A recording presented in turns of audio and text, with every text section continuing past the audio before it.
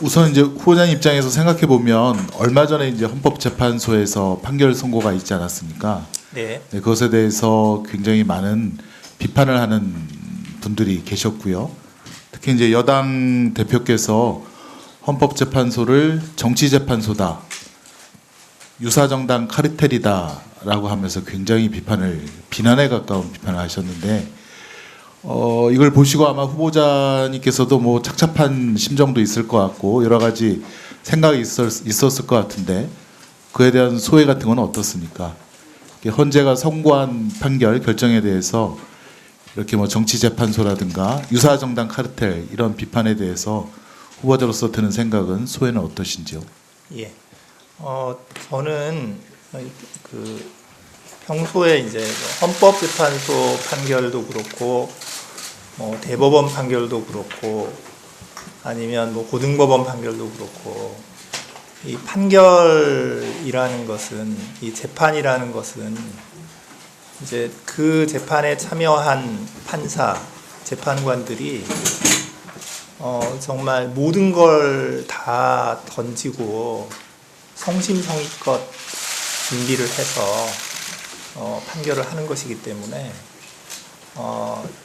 판결이 선고되고 나면 일단 그 판결 그 자체로 좀 존중하는 분위기가 우리 사회에 필요하다고 생각합니다.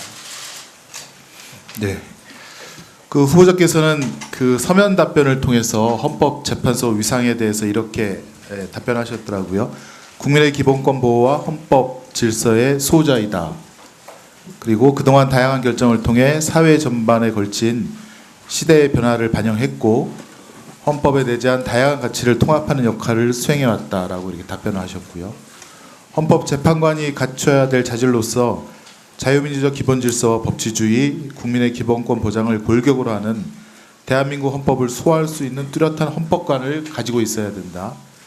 그리고 그걸 핵심으로 해서 답변을 하셨는데, 이것이 평소 후보자의 소신과 철학인지, 그리고 후보자가 생각하는 헌법재판소의 역할과 재판관의 자세에 대해서 다시 한번 국민 앞에서 그 각오라든가 다짐을 한번 말씀해 주시겠습니까? 예. 지금 이제 존경하는 김승원 의원님께서 말씀해 주신 내용이 정확하게 제 생각을 반영을 하는 것이고요. 예, 그래서 저는 이제 지금까지 제가 30년 이제 판사 생활을 하면서 이제 늘 좀 스스로도 그렇게 생각했고, 저와 같은 재판부에 있는 판사님들께도 우리는 이렇게 재판을 해야 된다 하고 말씀드린 내용이 있습니다. 그거는 뭐냐면 이 법원은, 이 재판이라는 것은 사회에서 분쟁이 생겨서 오는 것인데, 그러면 이거를 우리가 성심성의껏 진정성을 가지고 재판을 해주어야 되는 것이다. 이건 헌법재판소도 마찬가지라고 생각을 하고요. 네, 그래서 제가 늘 저희 같은 재판부에 계신 분들한테 말씀을 드릴 때 이렇게 얘기를 합니다. 아니, 판사가 나무를 보고 나무라고 해야지, 판사가 나무를 보고 나무가 아니고 쇠라고 얘기할 수는 없는 거 아니냐. 네, 좋습니다. 우리는 본대로 하자. 예, 후보자님 계속 질의를 드리면, 지금 이제 그 헌재 결정에 대해서 그 청구권자인 법무부 장관도 그 결론에는 공감을 못한다라고 정면으로 반박을 하고 있고, 그래서 왜곡된 시행령을 계속 유지해 나갈 뜻을 갖고 있다라고 이렇게 공식적으로 언론 인터뷰까지 했는데요. 뭐 과거에도 헌재 결정에 대해서 대법원과 좀 다툰 적도 있고, 헌재 결정이 그 수용자들에 의해서 수용되지 않는 그런 면들이 참 많았는데, 이에 대한 뭐 보완책이랄까요? 후보자의 생각은 어떻습니까? 예, 그 부분은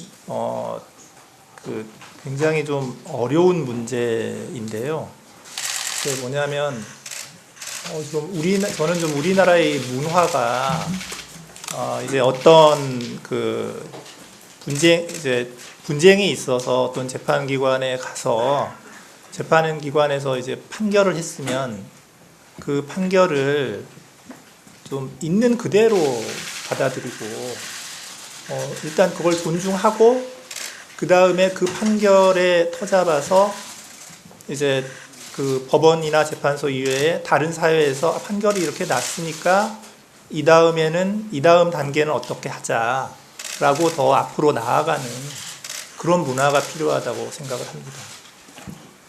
네, 알겠습니다. 지금 그 위법한 시행령에 대해서 물론 국회에서도 시행령에 대한 심사를 하겠지만 대법원도 그 위법한 시행령에 대한 그런 판단을 할 수 있는 장치가 있지 않습니까? 그렇습니다. 예.